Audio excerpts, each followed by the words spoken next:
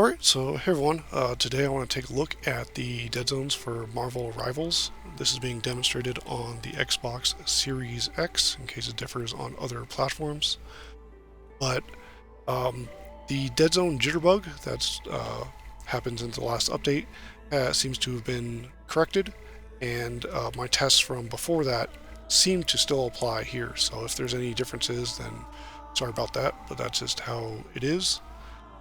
But getting into it, starting with the movement, we have a 20% axial dead zone, and that creates a central square. Any movement starts occurring. And because it's applied all the way across the axes, you have these regions around the axes that only create movement in one of four directions. So in this case, you're moving perfectly left, perfectly right, perfectly forward, and perfectly backward. You only start seeing diagonal movement occur once you break out of both axis dead zones, which are these green regions. And you can see that if I line myself up to the right side of this pillar, backwards at a pretty clear angle, see that I'm staying aligned with it. But once I break out of this, I move away from it. The input doesn't seem to be scaled around this axial dead zone, so it looks like you exit more abruptly than you would otherwise. So this might be obvious in character movement, but just cursor placement would be pretty clear as well. So if this were the case, you'd be losing the subtle diagonals within each of these axial regions. So while movement doesn't require much precision, it isn't ideal to lose those. But you seem to have a full gradient of movement speeds available with stick input up until you're the full stick distance. So it's nice having that granularity in movement and animation, even if during practical gameplay you're going to be pushing the stick fully. The shaded region represents the sprint threshold for characters like Widow or Captain America. So if you're moving forward at all, you can see that you can begin your sprint. And then if you fall into the dead zone, you'll stop. Or if you fall into the axial dead zone, which in this case you'd be moving perfectly horizontally, you'd stop as well. So any forward movement at all allows you to sprint.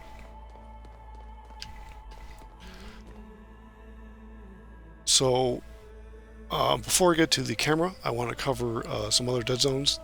There are dead zone options in the game, and these other things. So the movement dead zone isn't controlled by the dead zones ladder, only the camera is.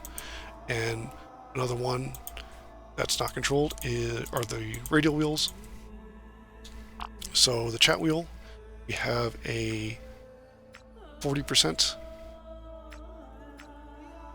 square dead zone.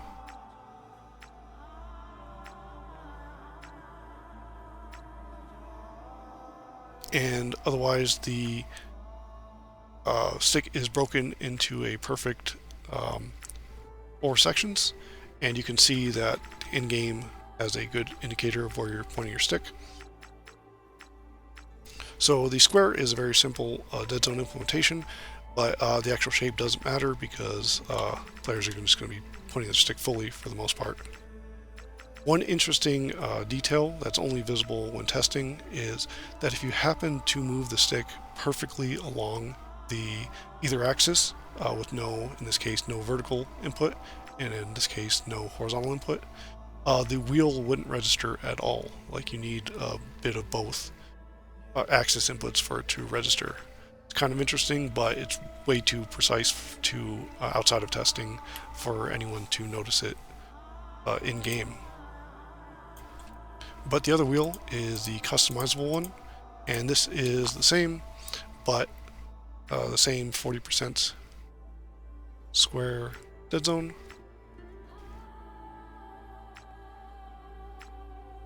just instead of being divided into 4 sections, we have a perfect division into 8 sections. So both these wheels are perfectly well set up. The last dead zone that isn't affected by the dead zone slider is the menu cursor. So this is a gear-shaped dead zone, so about 40%.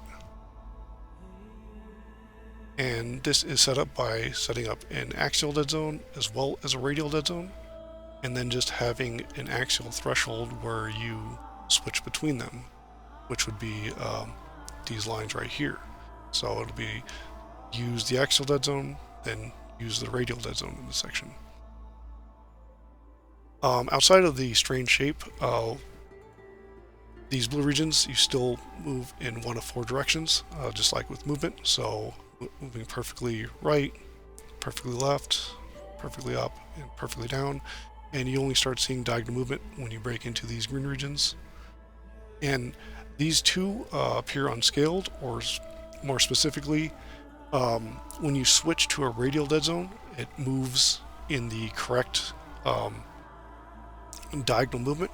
However, with the axial region moving, say, perfectly up and then diagonally, and this moves kind of abrupt, so you're like with movement, you're losing any subtle diagonals within these axial regions.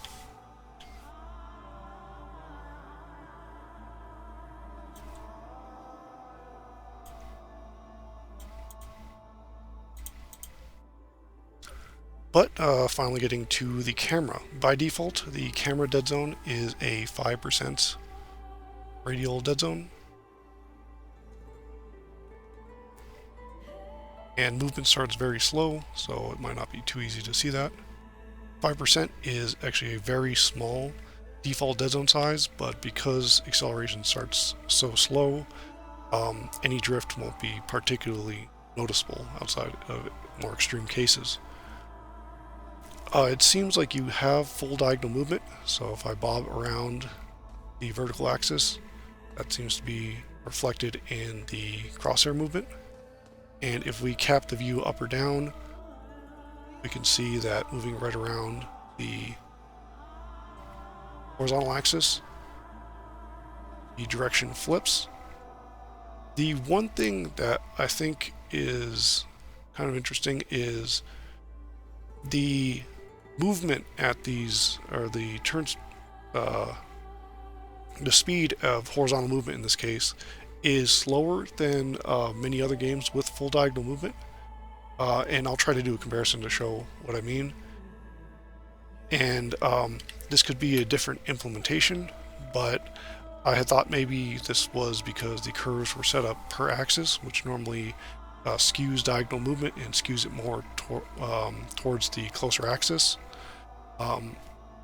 Whatever the reason, if it is a little off, that would make the diagonals slightly incorrect to stick input, which isn't particularly ideal.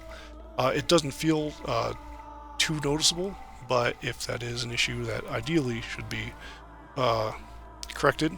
But otherwise, I'll get to the curves in a little bit, but this shaded region right here represents the outer dead zone, or the max input dead zone, and where the acceleration jump occurs. This default setting is quite a bit lower. I've just raised it to make it more obvious. And this increase in speed is only applicable to the horizontal axis. So you can see that moving up or down doesn't seem to have this same jump in speed as the horizontal.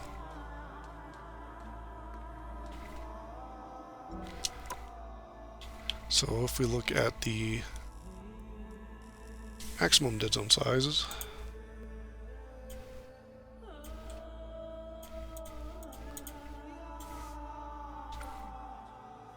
you can see that the camera dead zone is now 50%, so it's accurate, still radial.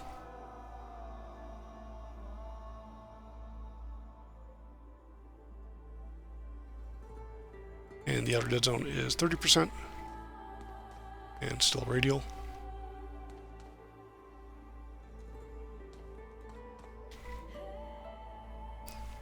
and we still have full diagonal movement.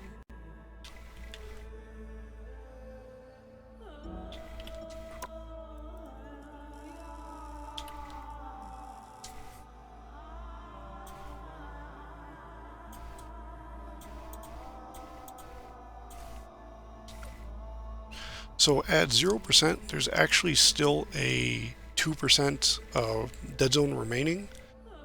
It'll be a little more clear when I get to the curves, but this 2% dead zone appears to crop into the curves a bit. The curves seem to be scaled accurately to the option value, but this remaining 2% dead zone overlaps that and eats the first 2% of the curve's input range.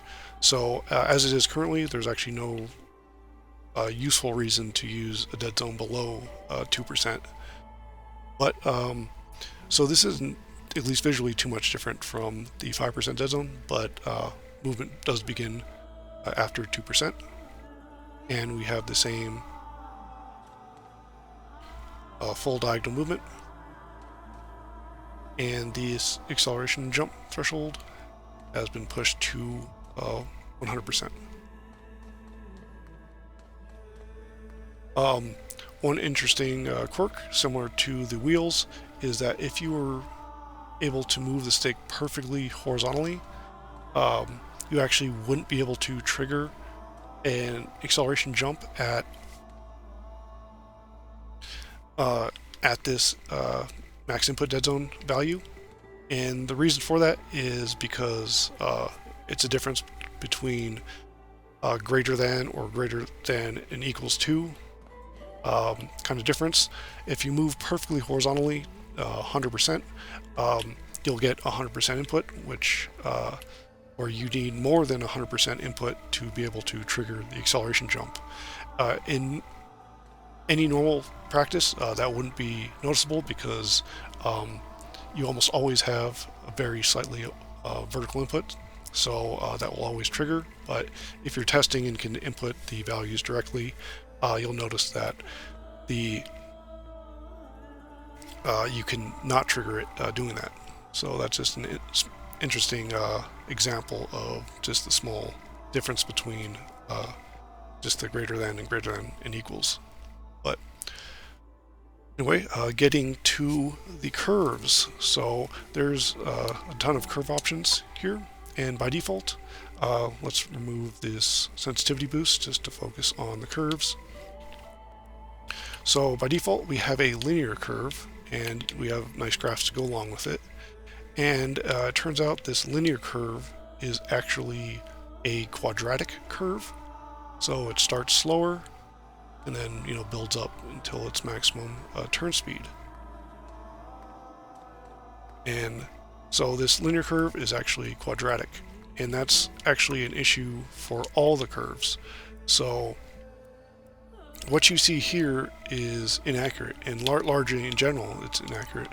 So the exponential curve, you can see that this is what it looks like here, but this too is slowed down from what it should be. So and it's a little too difficult. I mean, it all starts slow, but basically the whole entire range for the exponential curve should be just short of linear to a 5th degree curve. However, what it actually is about a 2.1 degree curve. So this should be linear, but it's still just slightly slower than a quadratic curve. And this should be a 5th degree curve, which is ridiculously slow on its own, but it actually becomes a 10th degree curve because all these curves are being raised to the 2nd power for whatever reason. And you can just see how slow a 10th degree curve is. There still is a 0 or specifically 2% dead zone, but you can see just how much stick movement you can get when the curve is this slow before seeing any notable movement. But in the same is true of the dual zone. So you can see this is the default with no outer dead zone, and you can see that the thresholds are the same, but or similar anyway. But we can see the jump occurring pretty soon here. But this is also a quadratic curve in between these steps. So all of these are raised to the second power, and you can't get linear, using linear. If you wanted faster curves, what I had tested was moving these forward and just maxing it out so as fast as possible and seeing what this gave. So looking at this, this should be 0. Oops. If it was 1 before, then that doesn't change much. But you can see that it starts almost instantly. There's like 2% before it gets to 99%, but it very closely almost starts instantly. So, well, if we look at it, when we start seeing it moving, you can get slower speeds, and you can see that it can build up to much faster speeds. What this actually equates to is a linear curve, but it's cropped by that initial 2% dead zone. So it starts at about 2% of your total turn speed. So even though it looks like it should start almost instantly, it gives you a linear curve. One thing that I sort of looked at in the glitch video was the glitch was a about 26% axial dead zone, where if your stick was in it, it wouldn't output constant movement, so it'd be jittery and inconsistent. So if we do that here, we had noticed that you could if we move here, you can see that when exiting the dead zone, this starts pretty abruptly. There is a very slight gradient, but you can see that it starts pretty fast and then builds up to its maximum turn speed. And this is still a linear curve, but not scaled with the dead zone. So it's scaled to 0, and so when we just exit this dead zone, what we're getting is about 28% of our speed, and then it continues linearly until the edge. So what sort of seems to be like what's happening is if the output speed exceeds that linear curve scaled around 0% dead zone, it just outputs that linear curve scaled around that dead zone. So if we put this back to 0,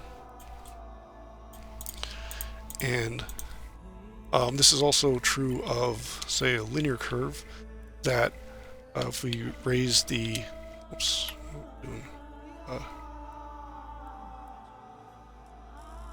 the max input dead zone, so this should be a linear curve and then flat line here, so we should get the same speed once we move past 70% input. So what we actually get is, again, a quadratic curve, but it meets at 70% input and 70% acceleration, and then continues linearly from then on. So it seems like what would be exceeding that unscaled linear, and then just continuing linearly from then on. So in general, these graphs are just completely inaccurate. They're only really accurate as far as the input dead zone. So if you want a linear curve with a, if we go back to this dual zone curve, so change the graph back just to cover that a little more clearly. Again, like this. Oops, what did I do? Oops, I didn't actually change the dead zone to match that. There we go. So again, this starts very abruptly. So if you're playing at a 0% dead zone, or maxing out dual zone like this would give you close to a linear curve, but to get a pseudo linear curve, at dead zones larger than that, you'd have to sort of use the inverse of it. So you try to essentially make a mirror image of a quadratic curve. So this isn't accurate, but you know, you do something like this, and this would give you, in general, a closer linear curve. But and of course, different permutations. So not every player likes linear, not every player likes quadratic. So you'd have to fiddle with having this functionally be faster to get whatever in-between value you want too. So while it's really great that they have these graphs, it's just unfortunate that they're all wrong. So let's get back to linear, and we'll this back to 0, change graph back to 0.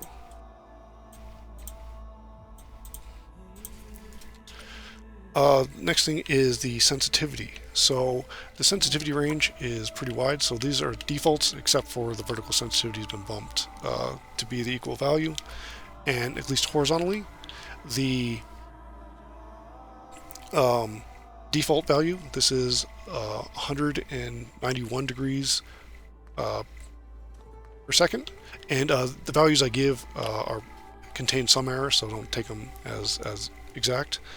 But looking at the max horizontal, this equates to about 735 degrees per second, so pretty brisk.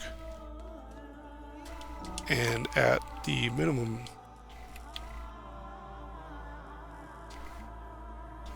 this is about 74 degrees per second.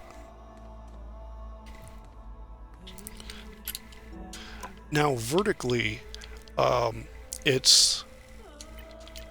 vertical tests are difficult. Basically what I have to do is find out what general range this is, so from the bottom to the top, and see how long it takes to get there. However, this is just short of 180 degrees. I don't know this exact range, and so there's a lot more error when testing vertical sensitivities, but at the same values, the vertical sensitivity seems to be somewhere around 80 to 90% of the horizontal, which would make it inaccurate. And part of the problem with that is that normally that skews diagonal movement towards a more sensitive axis, so having the vertical sensitivity be slower, you'd have to, one, if you want to play with them even, increase the vertical sensitivity faster, but this also typically skews the diagonal movement towards a more sensitive axis. So if the vertical sensitivity is slower, then your angles would be more horizontally biased. I can't tell if that's the case here, since they're that close, but one interesting bit is that normally if you, say, do this to an extreme degree, like this, you normally see if you moved at a 45-degree angle, you'd see very flat movements, but you don't see that here. I'll show a comparison on screen to what most games do, but you would normally see like a very flat output range, and the reason for that is most games, when you're outputting the camera, you have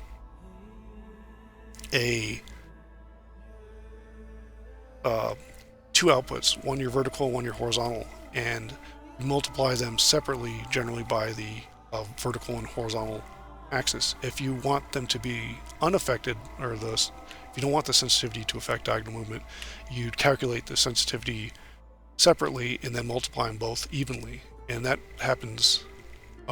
It's much more common for the games to multiply them separately, which causes the diagonal inconsistencies like that. So yeah, so this game, you're able to, say, preserve your diagonal movement regardless of your horizontal and vertical sensitivities, which is a pretty cool implementation. This isn't a flaw at all, it's just a different implementation. But the only other game that I've seen that does this is Valorant. But most of the other games just have them set up so that it does skew your diagonal movement. But if the vertical sensitivity is still lower, one in general, that just makes it so that it's inaccurate to the horizontal sensitivity, but also if there is a slight skewing of your diagonal movement, this base angular movement might be a little more horizontally biased than it was. And I did again see that in it was more dramatic in Valorant, but there was a base horizontal bias there, even if the axis sensitivities didn't change anything. The last thing for sensitivity is the sensitivity boost. This is not a multiplier for whatever sensitivity you have set. This is actually just a flat numerical value added to it. So at 100, this increased your turn speed by about 294 degrees per second. I don't know if that's error in my tests. Maybe it's actually 295 or even 300 degrees per second. But that was consistent across all sensitivities. So if we say raise this to the maximum sensitivity, you're actually getting over 1,000 degrees per second for the maximum turn speed.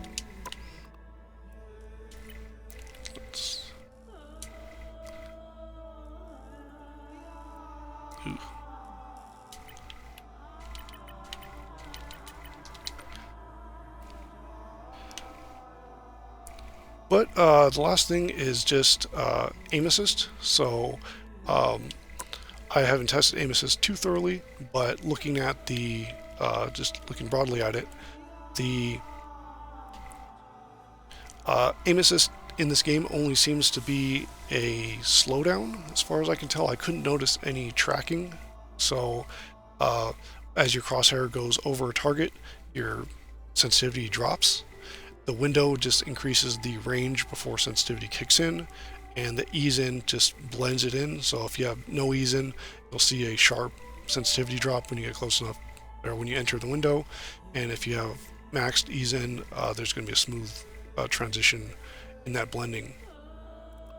But otherwise, in general, aim assist is quite a bit reduced compared to most other games I'm familiar with. So it's kind of nice to see less aim assist in games, and of course many of the characters are projectile based, which would be beneficial for, but it is kind of nice to see a little less aim assist in games being used.